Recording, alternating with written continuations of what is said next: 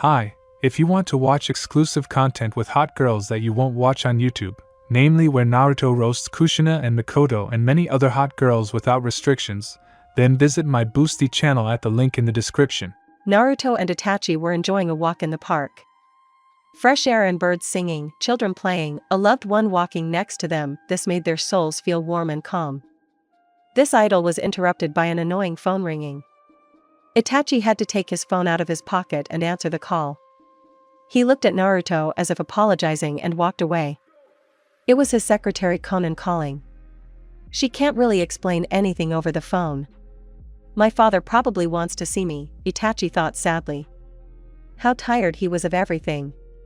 He wanted to spend this day with his beloved, but it seemed his wishes were not destined to come true again. Finding his chosen one sitting on a bench, Itachi approached him. Hugging Naruto from behind and leaning over, Itachi whispered Naruto's now familiar speech. "Sorry, honey, I have to go, my father wants to talk to me." "As usual." "You can go." "Sorry. We'll go for a walk another time." Kissing his beloved on the temple, Itachi headed to the car. Getting into the car, Uchiha got angry. Why does it always happen like this? He can't spend time with his beloved. If it weren't for his mother, he would have long ago given up everything and gone on a long journey with Naruto. Itachi loves his son so much. Without Naruto, Uchiha's life was boring and monotonous, there would be no happiness or smiles in it. Only with the appearance of Naruto in his life did Itachi begin to enjoy life and for the first time experienced feelings of love and happiness. Naruto sat alone on a bench and watched the children playing nearby. His soul was gloomy. He had so hoped that he would spend this day with his beloved, but all hopes had collapsed. Why does this always happen? This is some kind of meanness law called Uchiha Fugaku, Itachi's father, who never loved Naruto and tried in every way to separate him from his son. Once he almost succeeded, but Itachi saved him in time. Remembering that day, goosebumps ran down Naruto's spine. Uzumaki was a college student at the time. On his way home, Naruto was approached by a group of guys. As it turned out later, Fugaku hired them to show that Naruto was not worthy of standing on par with the Uchiha clan. They beat him up and locked him in a garage. Naruto was kept there for about 3 days. It was like hell, the guy was beaten and humiliated in every way. Itachi, having learned about this, raised the whole city on its ears in search of his beloved. As soon as he found out where Naruto was and who planned all this, Uchiha was furious. Then he had a fight with his father and left home. Only a month later, Itachi's mother was able to persuade her son to return home. Scars remained on his face, reminiscent of the torment that Naruto had to endure. Remembering all this, Naruto understood that his beloved was with him all this time. They had been through a lot together, and Naruto believed that they would be able to pass all the trials of fate. They would be together, no matter what. The young man sat on a bench, completely immersed in his thoughts, not noticing how a young man about his age joined him. Sasuke had been sitting next to Naruto for about 5 minutes, but no one had noticed him. He was starting to get tired of it. He had run out of patience, so he nudged the guy with his elbow, getting his attention. Naruto looked at the person violating his personal space. It turned out to be a very attractive young man. And, oddly enough, he knew him. In front of him sat Uchiha Sasuke himself, Itachi's younger brother and his former classmate. They had once been friends, but after finishing school, each of them went their own way. "Hello, Sasuke. Didn't expect to see you here." "Hello. I'm glad to see you too. I'm here on business." Father wants to talk to you." "Why doesn't he want to calm down and leave me alone already?" Naruto knew where the conversation would lead. "Naruto, you should have realized a long time ago that your father will not back down and will eventually achieve his goal. What's wrong with us loving each other? Father wants Itachi to lead the company. What does the company have to do with it? The Uchiha have an impeccable reputation. And if Itachi were to date a guy, what do you think would happen?" Naruto didn't know what to say. On the one hand, Sasuke was right, but on the other, he didn't want to know all of this. All Naruto wanted was for his beloved to be near. "Naruto, let's go. Father is already waiting for us." Sasuke stood up and headed towards the car. The guy had no choice but to follow Sasuke. P.S. Please leave your comments. Chapter 2.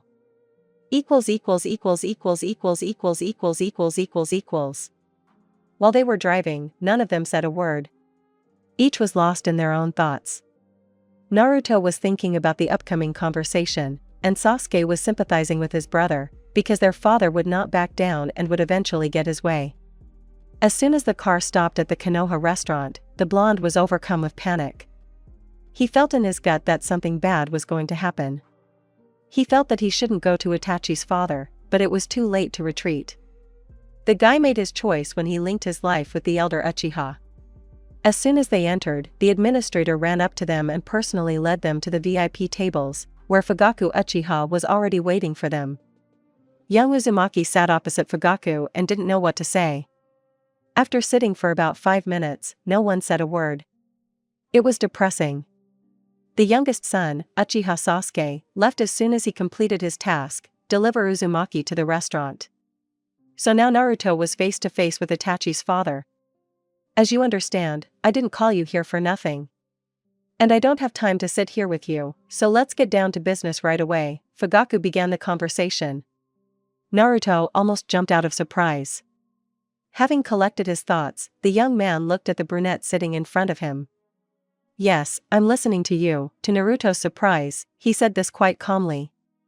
I want you to disappear from Itachi's life. Namely, to go to France to your relatives. And Itachi shouldn't know about it, the man said, looking straight into the boy's blue eyes. What? I'm supposed to just take everything and throw it away? That's impossible. Naruto was shocked. Well, first of all, everything impossible is possible. Secondly, you don't have to worry about money, all that's required of you is that you disappear. No, I'm not going to do that, the blonde said firmly. He didn't want to leave his loved one, his friends, his job. If you don't want it the good way, it will be the bad way. I will create hell not only for you, but also for your brother, who owes me a lot. So his life is in your hands, Fugaku grinned. It infuriated him that this little devil could not get it, that he only got in Itachi's way, not allowing him to move forward, to move to the top of business. My brother doesn't owe you anything. And stop pulling the wool over my eyes, Uzumaki was starting to boil. What right did he have to involve his brother in this? Are you sure about that? The man grinned again. I can show you the documents. Well, or you can ask him about it personally. Uzumaki, I told you everything. I give you 2 days to think about it. Either you disappear the good way, or you and your brother disappear the bad way. Having said this, Fugaku got up from the table and headed for the exit, leaving the young man with his thoughts. Naruto didn't remember how he left the restaurant or how he got home. The boy was brought back to reality by the ringtone of his phone. Taking it out, he saw, favorite was displayed on the screen. His heart was scratched by cats. Having collected his thoughts, he finally decided to answer. Hello, sunshine, came from the receiver. Hello, Itachi, the voice of my beloved made my soul feel warm and calm. Forgive me that we didn't manage to go for a walk today, his lover said guiltily. Itachi, I understand everything, you need to work, and I'm just getting in your way. Uzumaki tried to say this as calmly as possible, but it didn't work out very well. Hey, Naruto, what kind of stupid arguments are these? You've never bothered me. You give my life meaning, and don't fill your head with such stupid thoughts. Okay. When will you be home? That's why I'm calling you. My father sent me on a business trip for a week. The blonde understood that Fugaku had set this up on purpose, but he couldn't do anything. Okay, I understand. Good luck to you. The boy began to cry. This bastard did everything he could to separate them, and he could do nothing about it. Thank you, the words sounded somehow depressed. Sorry, I have to go now. I love you, I'll miss you very much. The phone started to ring. The guy threw the phone away and buried his face in the pillow. After crying for a couple of hours, he didn't notice how he fell asleep. Itachi, this abrupt whisper escaped him involuntarily and was more like a quiet plea than a protest. He raised his head.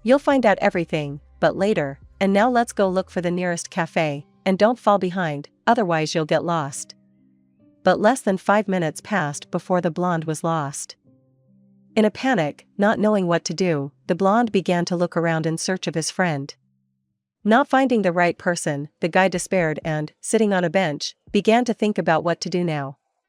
Niji walked towards the nearest eatery, but when he turned around and didn't find the blonde head, he was confused for a while. Having gathered himself, he began to look around and, not finding his target, went back in the opposite direction. Entering the park, he noticed the one he was looking for. The guy, gloomier than a cloud, was sitting on a bench and looking at the fountain. From his appearance one could immediately tell that he was having a bad day. Approaching his unfortunate blonde friend, he gently nudged him in the shoulder.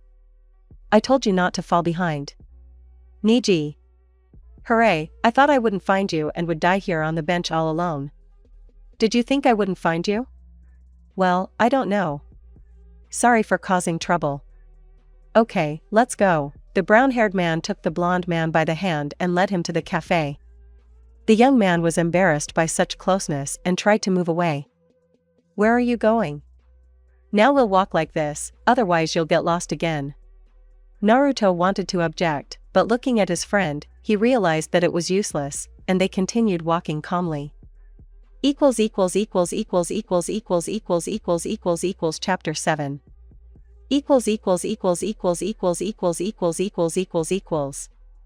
After a delicious breakfast, the guys went to the hotel. They took one room for two with 2 bedrooms connected by a common living room, in the corner of which a small kitchen was located, and a common bathroom. "Niji, tell me, why are we in France?" "That's how it should be. Don't bother your head, but enjoy life." "Okay, you still can't say anything," the blonde said, puffing out his cheeks in an offended manner. "Don't sulk. Go lie down and sleep. You need to gather your strength." I didn't get enough sleep and I won't argue with you about that." The boys went to their rooms. In his sleep, the blonde kept seeing the image of the brunette, his long dark hair falling from his shoulders, but he couldn't see his facial features. He was worried about the appearance of the brunette, and it was extremely difficult to sleep peacefully. After turning over from side to side a couple of times, the blonde decided to drink some hot tea. Entering the kitchen, the guy noticed a touching picture. In the light of the dawning day, his companion was dozing with his head on the table, opposite a mug of coffee. Apparently, he also couldn't fall asleep, and a brilliant idea came to his mind to drink something hot. Having put the kettle on the stove, the young man sat opposite the brown-haired man and didn't notice how he looked at him and fell asleep. Niji's POV. Entering his room, the brown-haired man sighed with relief. Everything seemed to be going well. Deciding that it was worth calling Fugaku, the guy dialed a familiar number. After a short beep, a man picked up the phone. "Hello, Niji." "Hello, Fugaku-san. I hope everything is going well?" "Yes." "He doesn't remember anything and, it seems, hasn't remembered anything yet. What we gave him is an unusual medicine. He won't remember anything if he doesn't want to. It all depends on you. Don't forget why I chose you. Don't let me down." "Yes, Fugaku-san. I will do my best." "That's great. I'm counting on you." The line began to ring, indicating that the conversation was over. Thinking that he could use a couple of hours of sleep, the brown-haired man lay down on the bed. His head ached unpleasantly. Niji tried to relieve the pain by massaging his temples. It didn't help much. He didn't feel like sleeping, his head ached terribly, and then his conscience, as usual, reminded him of itself at the wrong time. After thinking and deciding that a mug of hot black coffee was the best option, the brown-haired man headed to the kitchen. While preparing the aromatic drink, he reasoned about the correctness of his actions. Conscience, like a mischievous kitten, did not want to calm down, it kept scratching and fidgeting. Niji convinced himself that it would be better for everyone if Naruto didn't remember anything and lived a quiet life. Forgetting about Itachi and what connected them. Calming himself down in this way and nodding to his thoughts, the guy poured the finished coffee into a mug and sat down at the table. The brown-haired man relaxed so much that he didn't notice how he fell asleep, dropping his head on the tabletop opposite the cup with the still steaming drink.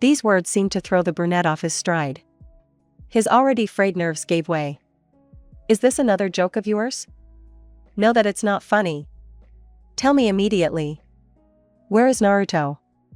Itachi said, shouting. Calm down. You're an Uchiha. Don't you dare act like that. I'm not joking. I knew you wouldn't believe me, so you can see for yourself that your blondie is dead, Fugaku said venomously, enjoying the expression on his son's face.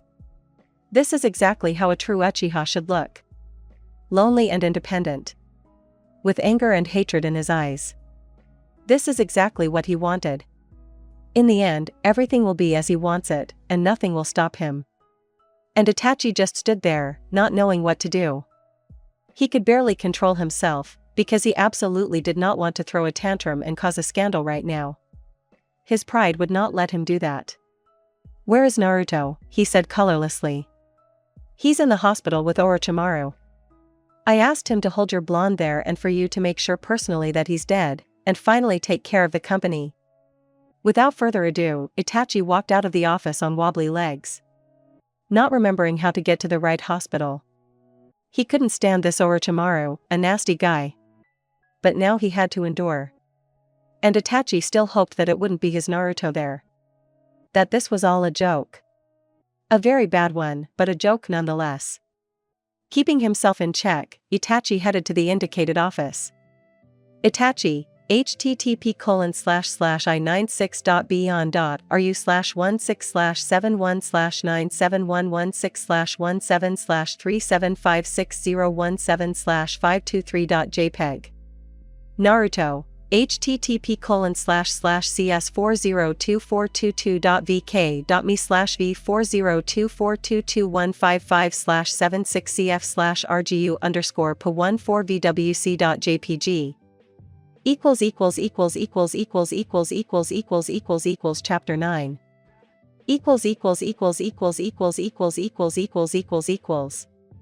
Entering the office, Itachi smelled a sharp smell of medicine. Not liking such a smell since childhood, the brunette tensed up. He was about to have an unpleasant conversation with this vile guy. The office was not much different from a regular doctor's office. Only the unpleasant atmosphere and strange flasks standing on the shelves oppressed the atmosphere. At the desk sat a man with long black hair, pale skin, lined eyes, a predatory smile. This was all Orochimaru. Obsessed with medicine and various experiments. The mere thought of what Orochimaru could do sent shivers down my spine. He walked into the office and sat down opposite the man without being invited. After looking at each other for a while, no one dared to break the silence. Orochimaru was the first to break it. Well, I know why you came, and if there are no questions, then follow me, the doctor said without any emotion. He didn't like this situation at all. And to be honest, he wasn't on Fugaku's side, but he didn't dare go against him either. So he had no choice but to simply do what he was told. Itachi was a pity to look at. His jet black hair was pulled back into a sloppy ponytail. His eyes were tired and there were bags under his eyes. His face was unusually serious, not expressing a single emotion. He had completely shut himself off from the world. Not showing anyone how he felt now, but that was what all Uchihas were like, they never dared to show emotions in public. They always remained unperturbed, with a stone face and a piercing gaze. He was distracted from his thoughts by the Uchiha who was about to leave. Without further ado, he headed for the exit. Itachi stood outside the office, pursing his lips and waiting for Orochimaru to deign to rise. His entire body was tense now, his nerves taut as a string. More than anything, he wanted it to be someone other than Naruto, not him. If Naruto ends up there, then it's all over for Itachi. His entire meaning in life will instantly collapse, disappear. Life will once again turn into a gloomy everyday life, only now with unbearable pain and loneliness. What will he do? How will he live? Naruto simply couldn't leave him. This is his son, who gives him such warm smiles and looks at him with such love, care and understanding. He is the only one who accepted his true self. Took off his mask and showed him what life can be, carefree, happy, when tomorrow is not important. The only thing that matters is now, only his fox. And now, just thinking that Naruto is gone. everything loses its colors and meaning. It becomes unbearably empty in the soul. The heart contracts and beats at a furious speed. He was distracted from his thoughts by the same nasty doctor. He didn't know why, but Itachi couldn't stand him. Without saying a word to each other, Itachi followed Orochimaru. Reaching the office and stopping in front of the door, Itachi hesitated to enter. Just as he was about to open the door, Itachi stopped Orochimaru.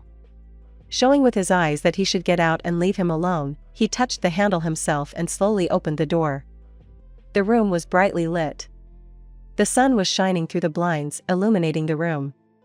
In the middle of the room stood an ordinary hospital bed, and on it lay a pale blonde man. Only now, looking closely, he noticed that it really was Naruto. Now he looked like an angel. He walked up to the bed and sat on the edge, still not believing or just not wanting to believe that this was really his Naruto. Touching the tips of his fingers to the stripes on the blonde's face. The skin was completely cold, and then it dawned on the brunette that it was all true. And looking now at such a close and dear person, lying next to him, and not showing any signs of life, it was painful. There were a couple of bruises and abrasions on his face. Not noticing how tears began to flow from his eyes, Itachi pressed himself against the blonde with the last of his strength.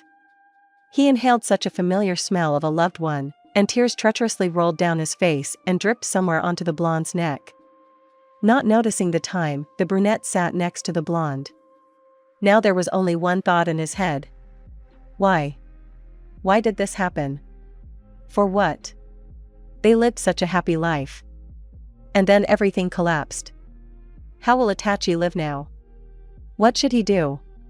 His first thought was to follow Naruto, but, thinking that his beloved would not be delighted with such an idea, he had no choice but to continue living and cherish the memory of his beloved fox.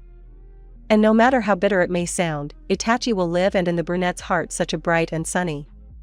The fox will live on, still giving his warm smiles. Already getting ready to leave the ward and looking at the blonde one last time, a smile appeared on the brunette's face for a moment, but in his eyes there was only pain and longing. Chapter 10.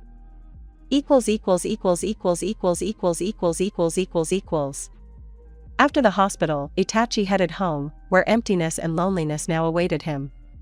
The once bright apartment now seemed completely alien. They did everything here together, but most of the ideas were invented by the fox.